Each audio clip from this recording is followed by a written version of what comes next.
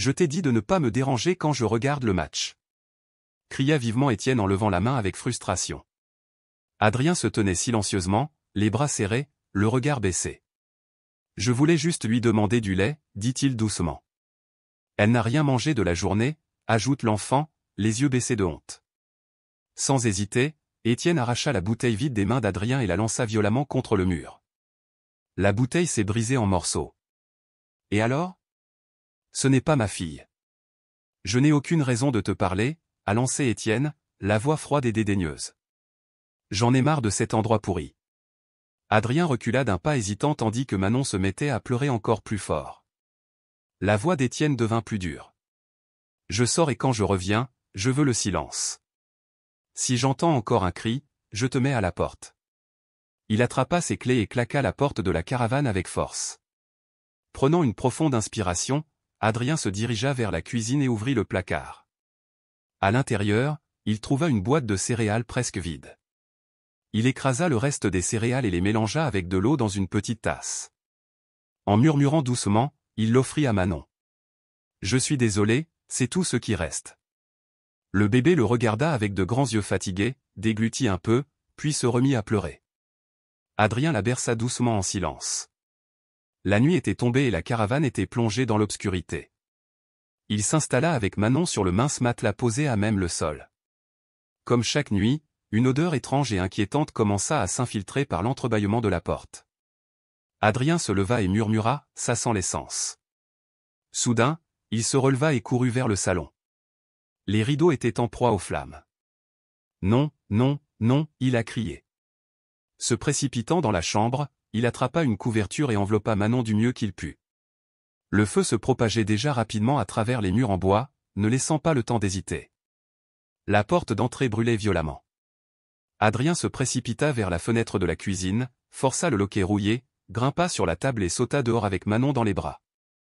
Il tomba violemment sur le côté, la douleur lui traversant le bras, mais il refusa de lâcher sa sœur.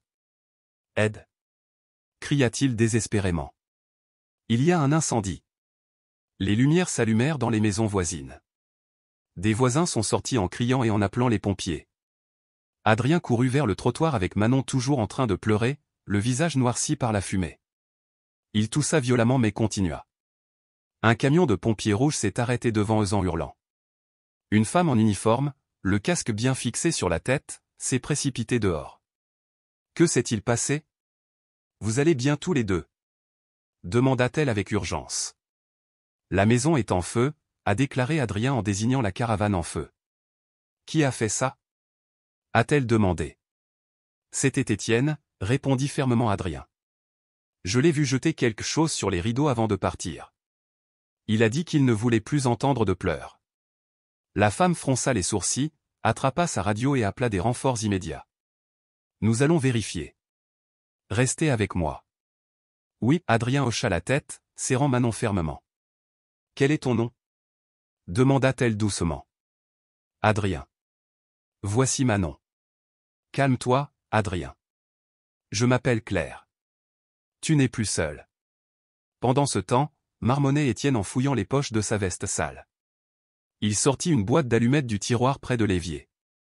Son regard était vide, mais ses mains tremblaient violemment. Je ne peux plus les supporter. Ni ce gamin ni l'autre, grogna-t-il amèrement, regardant par la fenêtre l'intérieur sombre de la caravane. Sans un autre mot, il se tourna et s'éloigna, sans se retourner. Quelques heures plus tôt, Adrien avait tenté d'apaiser Manon en chantant doucement. Il n'avait plus de couche propre et en avait confectionné une à partir d'un vieux t-shirt, maintenu par du ruban adhésif. Lorsqu'il parvint enfin à l'endormir, il resta à côté d'elle, éveillé et silencieux. La nuit tomba vite. Étienne n'était pas rentré depuis le matin. Adrien en profita pour laver la vaisselle accumulée. L'eau froide coulait goutte à goutte. Avec un chiffon, il essuya la saleté qui s'était infiltrée dans les interstices du plancher. Il savait que si la caravane restait sale, le retour d'Étienne entraînerait des ennuis. À 11 heures du matin, des pas retentirent dehors. Étienne fit irruption en claquant la porte et en jurant ivre. « Qu'est-ce que tu fais là » demanda-t-il d'une voix rauque. « Je fais le ménage. » Et pourquoi la petite pleure-t-elle encore? Elle a faim. En s'approchant de la table, Étienne repéra la bouteille vide. Encore une fois? Je n'ai pas d'argent pour acheter du lait tous les 2 jours, a-t-il lancé. Sans hésitation, il attrapa la bouteille et la lança contre le mur.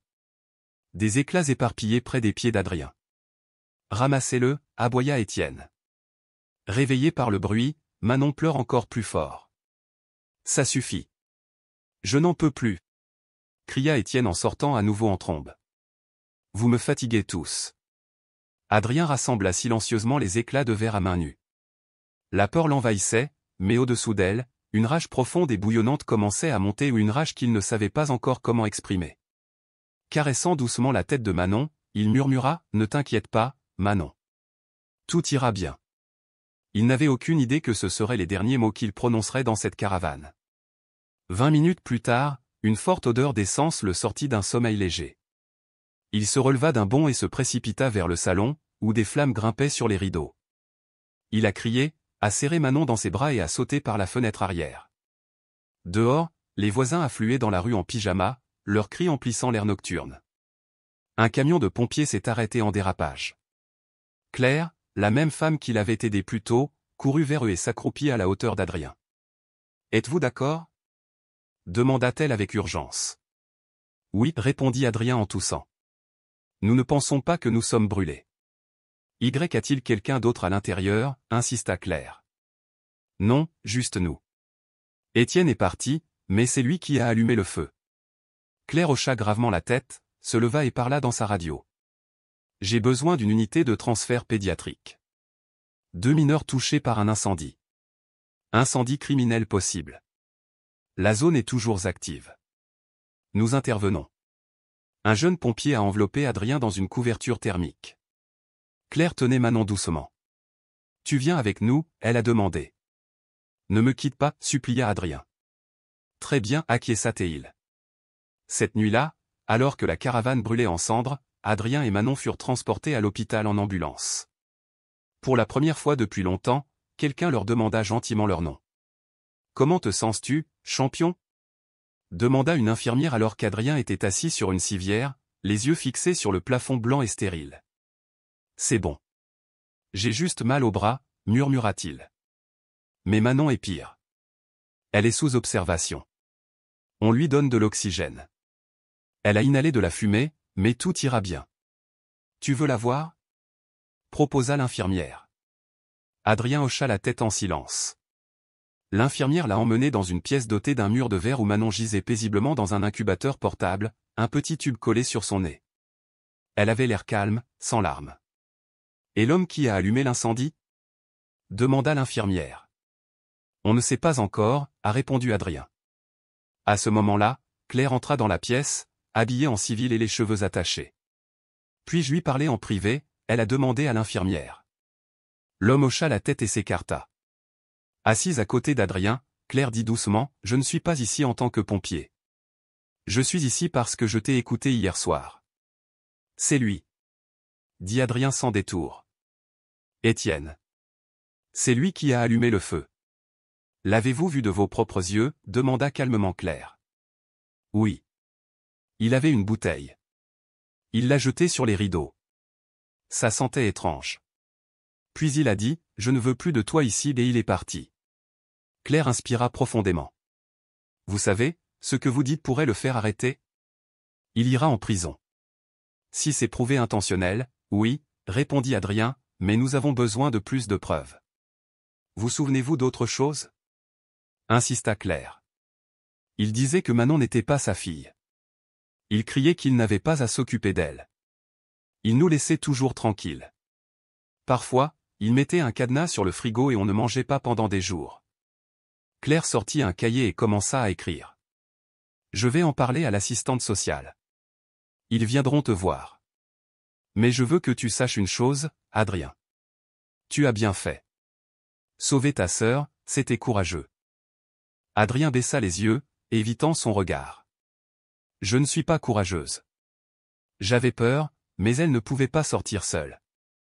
Un lourd silence s'installa entre eux un instant avant qu'Adrien ne demande enfin « Où va-t-on dormir ce soir ?»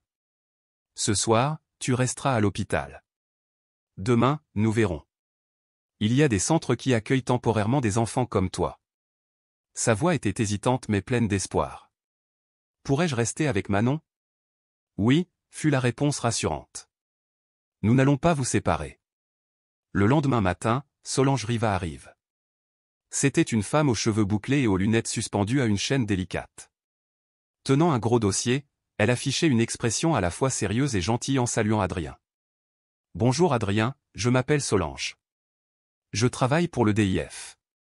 Je suis là pour t'aider toi et ta sœur. » Adrien le fixait en silence, mal à l'aise de parler à des inconnus. Solange demanda doucement, « Ta mère, as-tu des souvenirs d'elle ?» Il répondit doucement, « Elle est morte quand Manon est née. » Prenant des notes, Solange poursuivit, « Et Étienne, c'est ton père ?» Adrien secoua la tête. « C'était le mari de ma mère, mais ce n'est pas le père de Manon, ni le mien. » Surpris, Solange haussa les sourcils. « Es-tu sûr ?» Adrien hocha fermement la tête, tandis que Claire, debout dans un coin, fronçait les sourcils pensivement. « Ça change beaucoup de choses, » murmure Solange, réfléchissant clairement aux implications juridiques. « Nous prendrons soin de vous, mais vous devez tout comprendre. » Adrien serra étroitement sa couverture. « Je ne veux pas revenir vers lui. »« Tu ne reviendras pas, » promit Claire en posant une main réconfortante sur son épaule. Une femme à la voix douce se présenta, « C'est ta chambre, Adrien. » Elle montra un simple lit superposé. « Ta sœur dormira avec toi sur le lit du bas. Si tu as besoin de quelque chose, appelle-moi. Je m'appelle Irma. » Adrien, tenant Manon agitée dans ses bras, hocha la tête en silence. Depuis sa sortie de l'hôpital, le bébé n'avait cessé de bouger, comme si elle sentait que quelque chose n'allait pas. Le hall était grand mais silencieux. Les couloirs sentaient fortement l'eau de Javel et les murs étaient froids et crus. « Y a-t-il du lait ?» demanda doucement Adrien. Irma sourit doucement. « Je vais te chercher un biberon chaud. » Adrien s'assit sur le lit et commença à déballer les quelques affaires que Claire avait rassemblées pour eux, 2 pyjamas, une petite couverture avec seulement quelques épaisseurs. Tout semblait prêté, comme temporaire, et Adrien savait que c'était le cas. Manon se mit à pleurer. Il la berça doucement et murmura, « Folle, on est en sécurité maintenant. Étienne n'est plus là. » Quelques minutes plus tard, Irma revint avec la bouteille. Adrien l'accepta avec gratitude. Manon tétait avidement avant de s'endormir contre sa poitrine. Adrien resta immobile, ne voulant pas la réveiller. Le lendemain, Claire est venue au refuge sans son uniforme, espérant que les enfants ne la considéreraient pas comme une figure d'autorité. « Comment s'est passée la première nuit ?» demanda-t-elle, assise à côté de lui dans la cour. « Eh bien, elle a dormi un peu. »« Moi non, » a admis Adrien. « As-tu fait des cauchemars ?» Il détourna le regard, à voix basse. « J'ai rêvé de feu et que Manon tombait de mes bras. » Claire ne dit rien, comprenant que parfois tout ce dont un enfant a besoin, c'est de quelqu'un qui l'écoute. « On m'a dit qu'un dossier avait été ouvert pour votre cas, » dit-elle doucement. « Qu'est-ce que cela signifie ? » Laissez-les enquêter. Ils veulent interroger vos voisins, voir où vous habitiez, chercher des preuves. S'ils ne trouvent rien, ce sera votre parole contre la sienne. Les yeux d'Adrien brillaient de détermination. « Je ne mens pas, je le sais. Mais au tribunal, il faut des choses que l'on puisse toucher, voir ou lire, » expliqua patiemment Claire. Il réfléchit un instant. « Et s'ils trouvent quelque chose, ils pourront alors l'inculper formellement. Vous et Manon serez alors mieux protégés. » Dans l'après-midi, Solange visite à nouveau le refuge. Elle portait son dossier et avait l'air beaucoup plus sérieuse qu'avant. « Adrien, j'ai vérifié les registres de l'hôpital où est née Manon. Aucun père n'est mentionné sur son acte de naissance. Il n'y a que le nom de ta mère. » Adrien répondit sans surprise, « Je le savais déjà. » « Comment ? » Elle m'a dit avant de mourir que Manon était la fille d'un autre homme. Mais Étienne n'en a jamais été sûr. Il se doutait de quelque chose et la détestait. Est-ce qu'elle te l'a dit ? Elle a dit que si jamais elle disparaissait, je devrais m'occuper de Manon parce qu'Étienne ne l'aimait pas. Solange a tout noté avec soin. Ça change beaucoup de choses juridiquement, Adrien. Étienne n'a aucun droit sur Manon. Mais il faut le prouver. Elle a poursuivi, je demanderai une copie certifiée conforme du document, et si nécessaire, nous demanderons un test ADN. Adrien avait l'air épuisé, les yeux cerclés de rouge. Solange s'approcha et demanda gentiment, « Tu me fais confiance ? » « Je ne sais pas. » Seulement en langage simple. Solange sourit chaleureusement. C'est déjà bien. Mais je veux aussi t'aider. Ce soir-là, tandis qu'Irma éteignait les lumières du dortoir, Adrien restait éveillé, caressant les cheveux de Manon. Le refuge était calme, mais ce n'était pas une maison. Même s'il ne le disait pas à voix haute, la seule chose qu'il souhaitait était un endroit où il n'aurait plus jamais à avoir peur. « Est-ce qu'il t'a déjà frappé ?» a demandé Solange un jour alors qu'Adrien mangeait un biscuit trempé dans du lait à la cafétéria du refuge. Adrien hésita avant de répondre. Pas moi, mais parfois il lançait des objets. Une fois, il renversait une chaise, une autre fois, il me poussait. Les yeux de Solange s'adoucirent tandis qu'Adrien continuait, mais il disait toujours que si Manon pleurait encore, il allait la tuer par tous les moyens possibles. Et qu'as-tu fait alors? Je l'ai serrée contre moi. Je l'ai cachée sous la table. Je suis restée silencieuse. Il a dit que les enfants qui parlent trop ne mangent pas. En fermant son cahier, la gorge de Solange se serra. Elle changea de ton. J'ai besoin que tu me dises ce qui se passait à la maison. Adrien inspira profondément. Il y avait à manger parfois. Mais Étienne mettait un cadenas au frigo. Il ne l'ouvrait que lorsqu'il était de bonne humeur. Et qu'est-ce que tu as mangé? Des biscuits, si je pouvais en trouver, ou des céréales sans lait. Quand il n'y avait rien, je donnais de l'eau tiède avec un peu de sucre à Manon pour qu'elle ne pleure pas de faim. Et le lait pour bébé? Seulement quand quelqu'un l'offrait à Étienne. Parfois, il revendait le lait en poudre. Il disait qu'il avait besoin d'argent pour acheter des cigarettes. Est-ce que quelqu'un d'autre le savait? Personne. Je ne voulais pas que nous soyons séparés. Solange fit une pause, regardant Adrien avec un mélange de tristesse et de respect. Tu l'as protégé tout ce temps. Adrien baissa les yeux. J'ai essayé. Plus tard, Claire est arrivée au refuge avec 2 sacs. À l'intérieur se trouvaient des couches, du lait en poudre et une nouvelle couverture avec des dessins d'ours. Adrien aida à tout décharger en silence. Merci, murmura-t-il sans la regarder dans les yeux. Tu n'es pas obligé de me remercier. Je ne fais pas ça par obligation. Alors pourquoi? Parce que quand je t'ai vu cette nuit-là, portant ta petite sœur dans tes bras, j'ai su que tu étais courageux. Et personne de courageux ne mérite d'être seul. Adrien n'a pas répondu. Puis-je vous poser une question? Demanda soudain Claire. Bien sûr. Avez-vous des enfants? Oui, un petit garçon. Il s'appelle Léo. Il vit avec son père. Nous partageons la garde. Parfois il est avec moi, parfois avec son papa. Et tu veux qu'il vive toujours avec toi? Claire regarda Adrien avec tendresse. Bien sûr, oui. Alors tu sais ce que je ressens, dit doucement Adrien. Je ne veux jamais être loin de Manon. Claire sourit chaleureusement et fouilla silencieusement dans sa poche pour en sortir un petit animal en peluche. Il appartenait à Léo quand il était bébé. Je veux que Manon l'ait maintenant. Adrien prit le jouet et le serra contre sa poitrine. Ce soir-là, en mettant Manon au lit, il lui plaça la peluche dans les bras. Le petit l'a instinctivement serré dans ses bras et s'est endormi plus paisiblement que jamais. Adrien s'allongea à côté d'elle, les yeux grands ouverts. Il ne pensait plus à Étienne. Il pensait plutôt à Claire, à Solange et à toutes les questions qui lui tenaient encore à l'esprit. Il réfléchit au sens du mot « protection », se demandant si, pour la première fois, il devenait enfin réel. « Solange, j'ai récupéré une copie de l'acte de naissance de Manon », annonça une jeune employée en entrant dans le bureau avec plusieurs documents en main. Le certificat ne révélait aucune mention d'un père. Solange prit les papiers et les examina aussitôt. Cela confirme ce qu'Adrien avait déjà dit, Étienne n'avait aucun lien juridique avec l'enfant. Cette révélation aurait pu changer le cours de l'affaire, mais elle a aussi compliqué les choses. Si Étienne n'était pas le père légal de Manon, il ne pouvait être accusé d'abandon ou de maltraitance directe sans preuve supplémentaire. L'hôpital avait également informé Solange que la mère était arrivée seule pour l'accouchement. Elle a affirmé que le père refusait d'assumer la responsabilité. Solange a acquiescé discrètement et a versé les documents au dossier. Il nous faudra un rapport psychologique d'Adrien et un bilan clair de la cohabitation entre lui et Manon, a noté Solange. Il s'agissait d'une demande directe du juge. Pendant ce temps, au foyer, Adrien jouait avec Manon sur le sol de la salle commune. Il lui passa une petite voiture en plastique qui faisait du bruit en roulant, et le bébé riait paisiblement. « Pensez-vous que nous sortirons d'ici un jour ? demanda-t-il à voix basse. Manon a répondu avec des bavardages joyeux et un sourire édenté.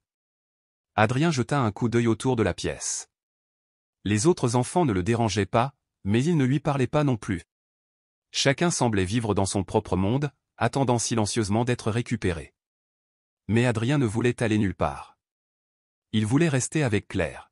« Puis-je te poser une question ?» demanda Adrien, remarquant Solange s'approcher sans qu'il s'en aperçoive. « Oui » répondit-elle en se levant.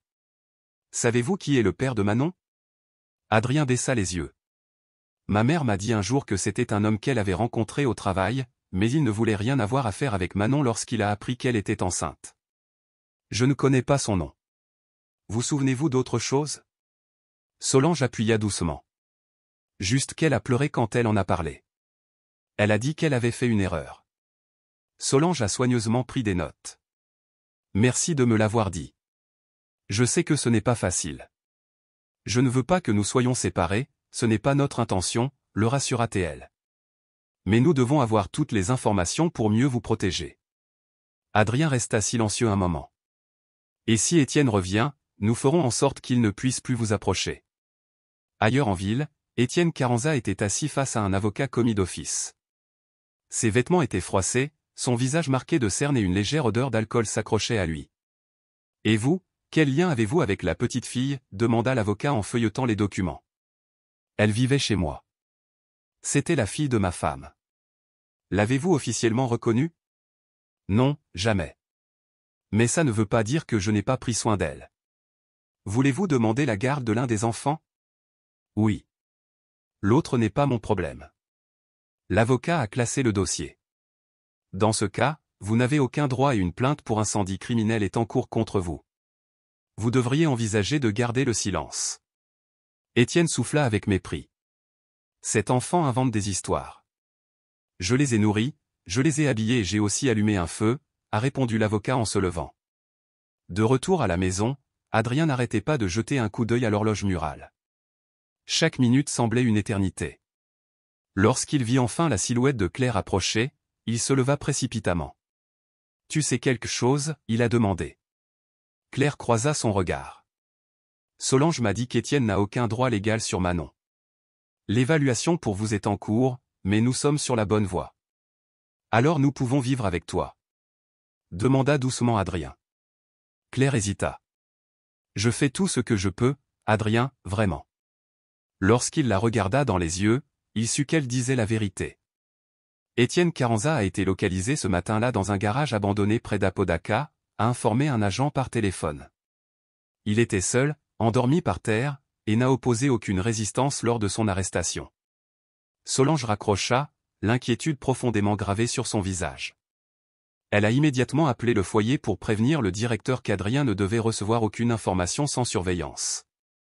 Elle s'est ensuite rendue au tribunal.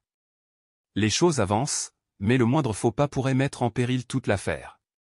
Adrien jouait avec des blocs de bois lorsque Solange entra dans la pièce. Il l'a vu immédiatement et a tout laissé tomber. « Que se passe-t-il » ? « Ils ont trouvé Étienne, dit-elle fermement. Il a été arrêté hier soir. Il est en garde à vue. Peut-il encore nous faire du mal ? Non, il est loin. Personne ne le laissera s'approcher de toi. » Manon, assise par terre, tendit les bras vers Claire. Claire la prit tendrement dans ses bras, et la petite posa sa tête sur son épaule comme si elle la connaissait depuis toujours. « Que va-t-il lui arriver » demanda Adrien. « Ce sera au juge de décider. Mais vous avez dit la vérité, et maintenant il y a des preuves. » Adrien resta silencieux quelques secondes avant de demander « Puis-je le voir juste une fois ?»« Pourquoi ? » ?»« Je veux lui dire que je n'ai plus peur de lui, qu'il ne peut plus nous faire de mal. » Claire hésita. Même s'il était encore un enfant, il parlait avec une maturité qui dépassait son âge. Finalement, elle secoua la tête. « Ce n'est pas nécessaire. Vous avez déjà gagné. Tu as sauvé ta sœur. Tu es là. Il ne compte plus. » Adrien accepta, même si une ombre persistait sur son visage. Dans la salle d'interrogatoire du commissariat, Étienne Carranza était assis face à deux policiers. Son visage était sale, ses vêtements déchirés et son attitude défensive. « Monsieur Carranza », commença un agent, vous êtes soupçonné d'incendie criminel et d'abandon de mineurs. C'est absurde. C'était un accident. D'après le témoignage de l'enfant, vous auriez jeté de l'essence sur les rideaux. Ce gamin ment tout le temps. Il me reproche tout. Nous avons également des témoignages de voisins. Beaucoup ont entendu des cris fréquents. L'un d'eux affirme avoir vu de la fumée et entendu une bouteille se briser juste après votre départ. Je ne voulais pas ça. J'étais juste frustré. Je suis sorti prendre l'air. Quand je suis revenu, tout était en feu. L'agent a pris des notes. Avez-vous autre chose à ajouter? Manon n'est même pas ma fille. Pourquoi m'accuser de quelque chose qui ne me regarde pas? Précisément. Vous n'aviez aucun droit légal sur cet enfant, mais vous étiez responsable de ses soins. C'est de la négligence. Étienne baissa la tête. Cette nuit-là, Adrien n'a pas pu dormir.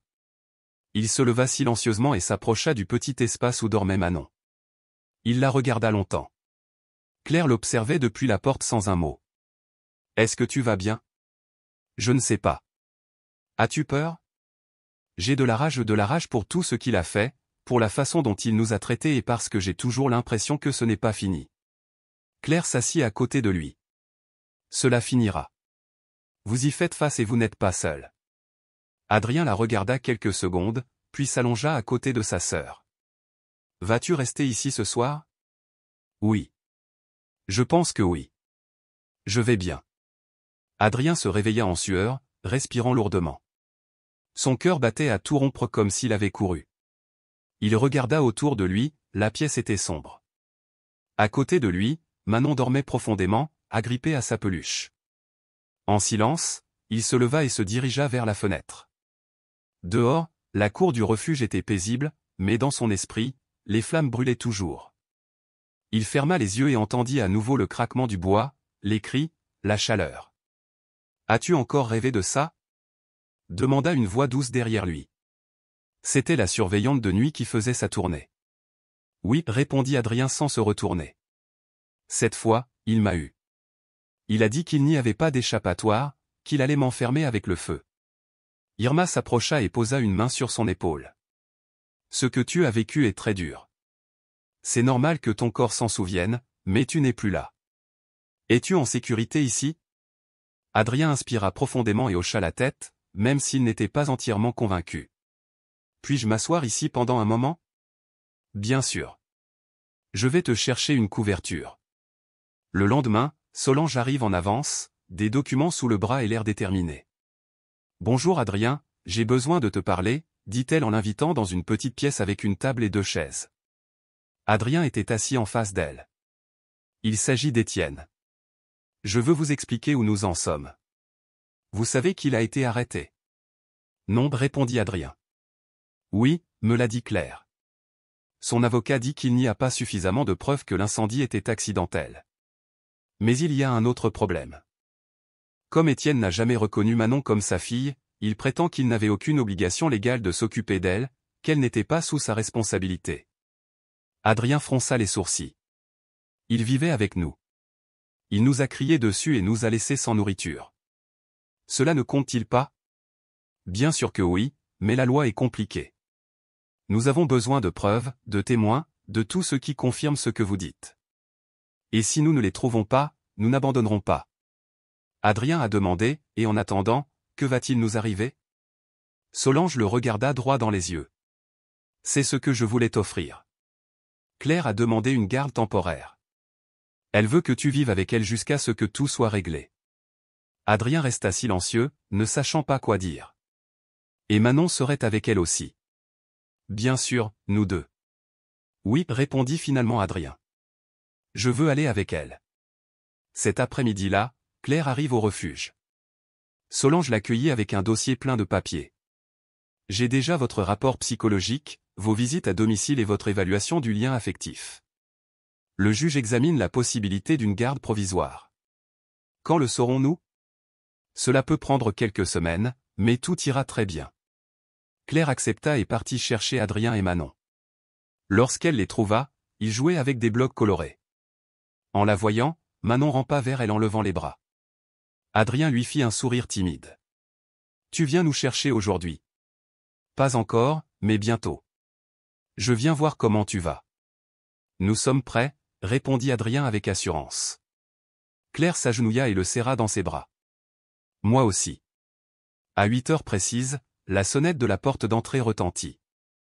Adrien, son petit sac à dos en bandoulière et Manon dans les bras, attendait dans le hall avec Irma. La petite fille jouait avec une cuillère en plastique, ignorant l'importance du moment. Adrien, cependant, ne cessait de fixer la porte. « Es-tu nerveux ?» demanda Irma. Un peu, mais aussi heureux. C'est bizarre. Avant qu'elle puisse en dire plus, Claire entra. Elle portait des vêtements simples et portait un sac de supermarché. Lorsqu'elle le vit, elle sourit chaleureusement, les yeux brillants. Prêt ? Adrien hocha la tête et se dirigea lentement vers elle. Il ne dit rien mais lui confia Manon comme s'il lui remettait le trésor le plus précieux du monde. « Puis-je l'amener un instant ?» a demandé Claire. « Bien sûr. Si elle a faim, elle aime le lait chaud avec un peu de sucre. » Bien noté, répondit Claire. Son appartement était situé dans un quartier calme, dans un immeuble de 3 étages. Ils montèrent au 2e étage. À l'intérieur, tout était petit mais bien rangé, un salon avec 2 fauteuils, un tapis coloré, une cuisine ouverte chaleureuse et l'odeur du café fraîchement moulu. « C'est ta nouvelle chambre, » dit Claire en ouvrant une porte. « Il n'y a pas encore grand-chose ici, mais j'ai pensé que vous pourriez m'aider à le décorer. » Adrien posa son sac à dos sur le sol et regarda autour de la chambre, un berceau, une étagère avec quelques jouets. C'était simple mais propre, chaleureux et accueillant. Manon a tendu les bras et s'est mise à rire sans raison. « Je pense qu'elle aime ça, » a déclaré Adrien. Claire se rendit à la cuisine et revint avec 2 tasses, une avec du lait chaud et l'autre avec du café. « À toi de choisir. Puis-je prendre un café ? » Juste un peu. Aujourd'hui est un jour spécial. Adrien prit la tasse de lait et s'assit sur une chaise. Manon a rampé sur le tapis, portant l'animal en peluche qu'elle avait reçu au foyer. « Et Léo ?» demanda-t-il soudain. « Mon fils est avec son père cette semaine, mais vous le rencontrerez bientôt. Je lui ai dit que nous allions vivre ici et il a accepté. Oui, je lui ai tout dit et il a dit que c'était bien. Il aime l'idée d'avoir plus de monde à la maison. » Adrien secoua la tête et but une gorgée de lait. Ce n'était pas celui qu'il buvait habituellement, celui-ci avait un goût différent. Peut-être que nous pourrons rester longtemps. Cela dépend du juge, mais je fais tout ce que je peux pour que cela se produise. Et s'il ne nous le permet pas, je continuerai d'essayer autant de fois qu'il le faudra. Ce soir-là, Claire dépose Manon dans son berceau et éteint la lumière de la pièce. Adrien était déjà au lit, couvert jusqu'au menton. « Puis-je laisser la porte ouverte ? » Bien sûr. Je laisserai aussi la lumière du couloir allumée. Merci. Claire se pencha pour lui caresser les cheveux. Je suis très fier de toi. Vraiment ? Adrien ne dit rien, se contentant de la regarder avec des yeux brillants dans le noir. En partant, Manon murmura quelque chose dans son sommeil. Adrien tendit la main, trouva le bord du berceau et l'effleura doucement du bout des doigts. Nous sommes là, murmura-t-il. Nous allons bien maintenant. Le soleil du matin brillait à travers la fenêtre du bureau de Solange tandis que l'assistante sociale examinait un récent rapport de police. Des photos de la scène de l'incendie étaient éparpillées sur le bureau, cendres, débris calcinés, verre fondu. Mais ce qui a le plus retenu son attention, c'est une boîte en métal déformée par le feu, récupérée dans les décombres. Et ont-ils trouvé quelque chose à l'intérieur, a-t-elle demandé au médecin légiste par téléphone. Oui, certains documents ont été conservés. L'un d'eux en particulier semble être une lettre manuscrite signée par la mère des enfants. Solange se redressa. Est-ce que c'est lisible ? Oui, très bien. Il était protégé dans une enveloppe scellée, elle-même placée dans une pochette en plastique, une chance vraiment. Envoyez-le-moi le plus tôt possible. Cela pourrait être crucial. Quelques heures plus tard, Solange tenait le document entre ses mains gantées. Elle l'a lu 2 fois, son cœur battant plus vite. Ce n'était pas seulement une lettre, c'était un avertissement. Si quelqu'un lit ceci, c'est peut-être que je suis déjà parti. Étienne n'aime pas Manon. Il ne l'a jamais acceptée comme sa fille. Il me le répète à chaque fois que nous nous disputons. J'ai peur de ce qu'il pourrait faire si je disparaissais. Je supplie quiconque découvre cela de protéger mes enfants. Adrien est fort, mais il est encore un enfant. Manon n'a que lui. Signé d'une main tremblante, Élise Rambert. Solange baissa le papier et ferma les yeux. La lettre confirme tout, les soupçons d'Adrien, le comportement instable d'Étienne et la violence latente que personne n'avait vue auparavant. Ce soir-là, Claire pliait le linge chez elle lorsque son téléphone sonna. C'était Solange. Une lettre venue de la mer a été retrouvée dans l'épave de la caravane. Elle l'a écrite avant de mourir. Claire restait silencieuse. Qu'est-ce que ça dit? Ça parle de la peur qu'elle avait d'Étienne. Elle savait qu'il ne voulait pas de Manon, et elle craignait pour sa sécurité. Elle demande à quelqu'un de la protéger si jamais elle disparaît. Et cela peut être utilisé devant un tribunal. Oui, c'est une preuve directe du danger qu'il courait, et cela renforce le témoignage d'Adrien. Puis-je le lire? Je vous le montrerai demain. Mais il y a autre chose. Le juge envisage de se prononcer sur la garde définitive plus tôt que prévu. Cette lettre pourrait accélérer le processus. Claire inspira profondément, partagée entre espoir et appréhension. Je suis prêt. Et eux aussi. Plus tard, pendant qu'Adrien assemblait un puzzle à la table de la salle à manger, Claire s'assit à côté de lui. Le tribunal a appelé aujourd'hui. Ils ont trouvé une lettre de votre mère. Adrien releva lentement la tête.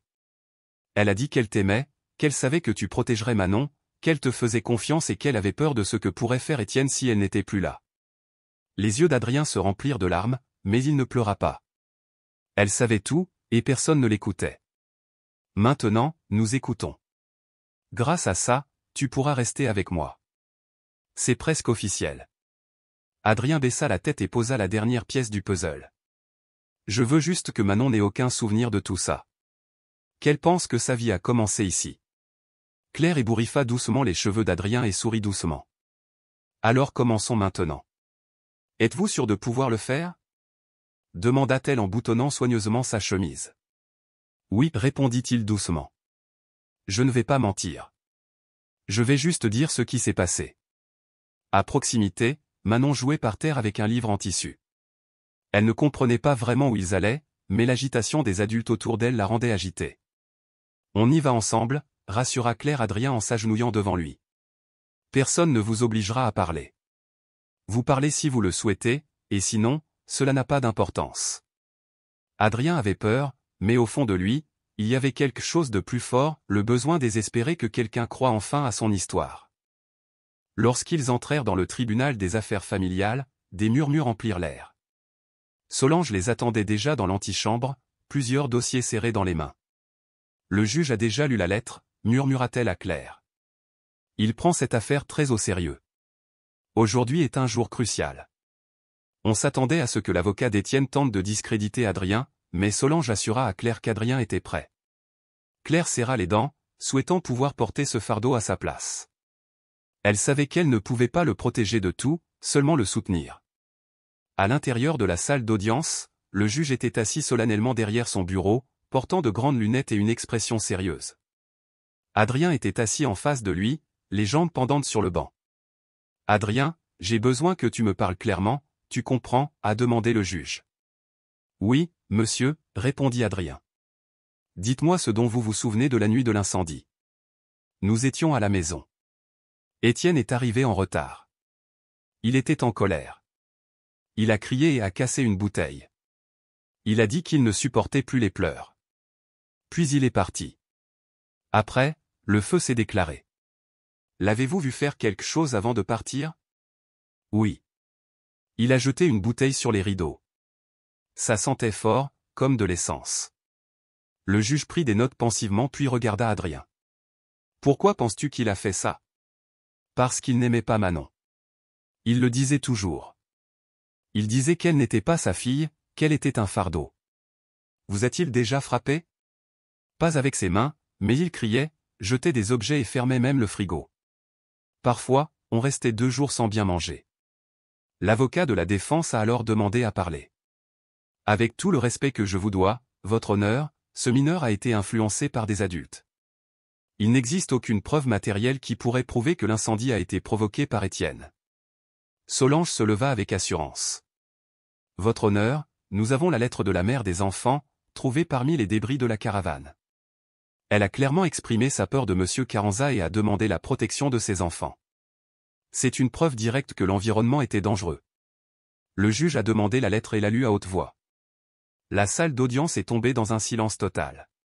Plus tard, dans le couloir du tribunal, Adrien ressortit accompagné de Claire. Ses yeux étaient rouges, mais il marchait avec une confiance retrouvée. « Tu étais merveilleux, dit doucement Claire. Tu crois qu'ils vont nous laisser avec toi? Après aujourd'hui, j'ai beaucoup plus d'espoir. » Quelques heures plus tard, le juge signait une décision provisoire.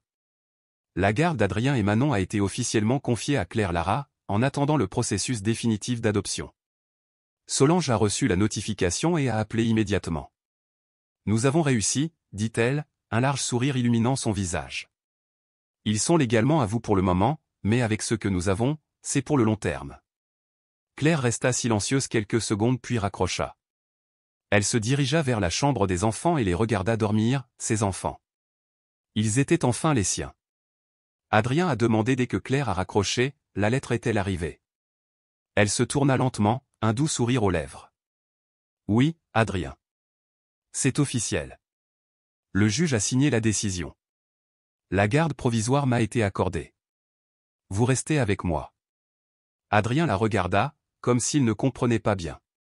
Puis son regard se posa sur Manon, qui jouait avec une cuillère sur le sol de la cuisine. Soudain, sans un mot, il se jeta dans les bras de Claire, la serrant fort et fermant les yeux pour retenir ses larmes. « Nous n'allons pas encore devoir aller ailleurs, n'est-ce pas? » Non, murmura Claire. C'est votre maison. Vous n'êtes plus obligé de partir. Manon se rapprocha et s'accrocha à la jambe de Claire, imitant son frère. Elle ne comprenait pas vraiment ce qui se passait, mais elle sentait que c'était quelque chose de bien. Et maintenant, que se passe-t-il? Demanda Adrien d'une voix à peine audible. Maintenant, nous continuons à vivre ensemble. Tu iras à l'école, Manon grandira et je serai là pour toi tous les jours. Adrien inspira profondément. Pour la première fois depuis longtemps, il éprouva un sentiment de soulagement. Cet après-midi-là, Solange est venue à l'appartement, apportant une boîte de jouets donnés et des documents que Claire devait signer. Elle s'assit à table tandis qu'Adrien dessinait tranquillement au fond de la pièce. Ce n'est qu'un début, a déclaré Solange. Il reste encore la procédure d'adoption finale, mais avec ce que nous avons construit, je ne pense pas qu'il y ait de réels obstacles. Claire hocha la tête en signant les papiers. Il a changé, dit-elle en désignant Adrien sans vraiment le regarder. Il ne sursaute plus au moindre bruit. Il dort mieux, parle plus. Il se donne le droit d'être à nouveau un enfant. Et c'est à cause de toi, pas de lui. Il n'a jamais cessé de protéger Manon. Il n'a jamais abandonné. Il avait juste besoin que quelqu'un croie en lui. Et vous, vous y avez cru? Claire ferma sa chemise et regarda Solange avec détermination. Il n'y a pas de retour en arrière. Vous êtes ma famille. Ce soir-là, ils ont célébré avec un simple gâteau. Adrien a écrit dessus le mot « famille » en lettres torsadées, à l'aide de pépites de chocolat. Manon trempa son doigt dans la crème et la mangea avant que la bougie ne s'éteigne. « Je peux faire un vœu même si ce n'est pas mon anniversaire ?» demanda Adrien. « Bien sûr, répondit Claire. Ce gâteau n'a pas de règle. » Adrien ferma les yeux, réfléchit quelques secondes, puis souffla la bougie. Il n'a pas dit ce qu'il souhaitait, mais son visage montrait que quelque chose en lui était en train de guérir. Avant de s'endormir, Claire entra dans la chambre pour éteindre la lumière. Adrien était déjà allongé, en train de lire un livre. Manon a bien dormi. « As-tu aimé le gâteau ?» demanda doucement Claire. « Bah ou. C'était le meilleur. Et demain, tu vas rencontrer Léo. » Adrien avait l'air un peu nerveux. Un peu. Il est comme moi. À certains égards, oui. À d'autres, c'est très différent. Mais je sais que vous vous entendrez bien. Adrien rangea son livre et s'installa confortablement. Et toi? Es-tu heureux? Claire s'assit au bord du lit. Plus que je ne peux le dire. Donc, je pense que nous pouvons dire que tout va bien maintenant. Oui, Adrien. Tout va bien. Ils s'étreignirent silencieusement. Et cette nuit-là, pour la première fois depuis des mois, il n'y eut pas de cauchemar. Plus vite, plus vite. Manon a crié depuis l'arrière du vélo, ses 13 roues volant au vent. Adrien pédalait fort, tandis que Claire regardait depuis le trottoir du parc, tenant 2 cartons de jus et un sac à dos avec des couvertures. C'était un dimanche après-midi et depuis que la garde avait été officiellement accordée, les sorties au parc étaient devenues une tradition très appréciée. Attention aux chiens. Claire a crié soudainement. Adrien éclata de rire en faisant un écart pour éviter l'animal. Manon applaudit avec enthousiasme, comme s'il avait réalisé un tour de cirque. Vous l'avez fait, elle a crié à son frère. Après plusieurs tours, Adrien s'arrête et fait descendre Manon avec précaution. Elle courut droit dans les bras de Claire, qui la souleva sans effort. Tu n'es pas fatigué?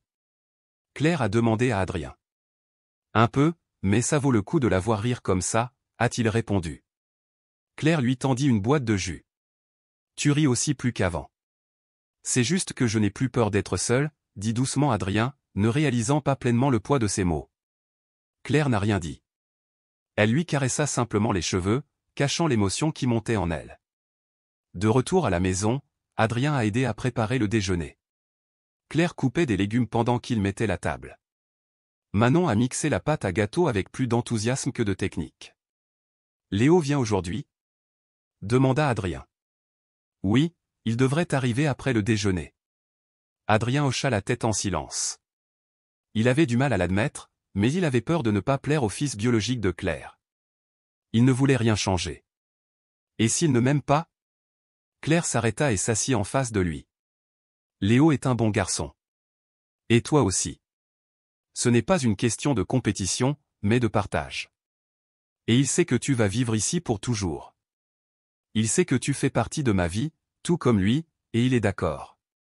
Adrien hocha la tête, un soupir de soulagement adoucissant son visage. Dans l'après-midi, Léo est arrivé. Il avait 12 ans, portait une casquette rouge à l'envers et portait un sac à dos en bandoulière. Bonjour, dit-il en entrant. Êtes-vous Adrien? Oui, et c'est Manon. Léo se baissa pour saluer la petite fille, l'observant avec curiosité. Et toi, es-tu son frère? Quelque chose comme ça, répondit Adrien. C'est moi qui la protège. Donc, nous avons déjà quelque chose en commun. Je veille aussi sur ma mère, surtout quand elle brûle les haricots. Ils rirent tous les deux, la glace brisée. Ce soir-là, ils mangèrent du gâteau ensemble. Léo apprend à Adrien à jouer à des jeux en ligne depuis sa tablette, tandis que Manon s'endort avec une chaussure de chaque paire. Ce sont de bonnes personnes, a déclaré Léo à Claire avant d'aller se coucher. Je les aime. Merci d'avoir dit cela, répondit Claire. Pensez-vous que maman serait fière d'eux? Beaucoup ont répondu oui. Éteignant les lumières du couloir, Claire jeta un dernier regard vers la chambre où dormaient désormais Adrien, Manon et Léo. Chacun différent, chacun avec sa propre histoire, mais sous le même toit, liés par le même amour ou une famille réunie à sa manière. C'était un lundi après-midi. Le soleil se cachait derrière les bâtiments, teintant les nuages d'orange et de violet. Adrien était assis sur le trottoir devant l'immeuble, un cahier posé sur ses genoux et un crayon légèrement tenu entre ses doigts. Manon jouait à proximité, alignant des petits cailloux comme s'il s'agissait de bijoux précieux. Claire se tenait derrière eux, appuyée contre le cadre de la porte, tenant une tasse de café à moitié froide. « Qu'est-ce que tu écris ?» elle a demandé. « Un devoir », répondit Adrien sans lever les yeux. « On nous a demandé d'écrire sur un héros réel. »« Et tu sais déjà de qui tu vas parler ?» Adrien hésita un instant, puis hocha la tête. « Oui. » Claire sourit, pensant qu'il pourrait parler d'elle ou des pompiers, mais elle n'insista pas davantage.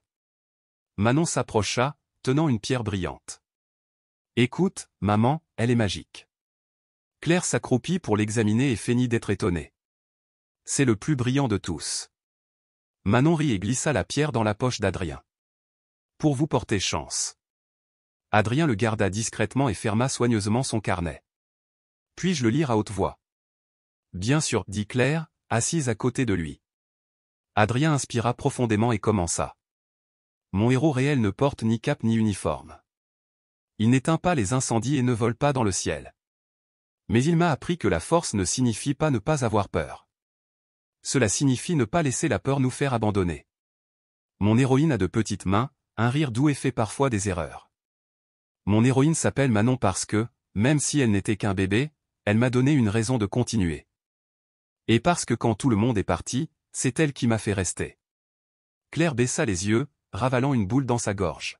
« C'est magnifique, Adrien. » « Je n'ai pas fini, » dit-il en rouvrant son cahier.